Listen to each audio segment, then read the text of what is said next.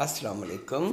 ज़ायका with Tahir में आपको खुश आमदीद। आज हम आपके लिए बना रहे हैं एक बहुत ही ज़बरदस्त रेमेडी जो पेट दर्द, गैस, बदहज़मी, खट्टे डकार, सीने की जलन के लिए बेहद मुफीद है।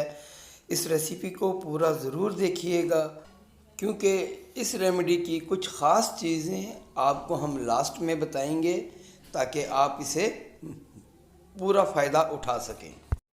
अस्सलाम वालेकुम व्यूअर्स, आपसे गुजारिश है कि हमें ये चैनल कुछ फ़नी ख़राबी की वजह से ड्रॉप करना पड़ रहा है और हमने आपकी खिदमत के लिए एक नया चैनल क्रिएट किया है जिसका नाम है ज़ायका विद ताहिर।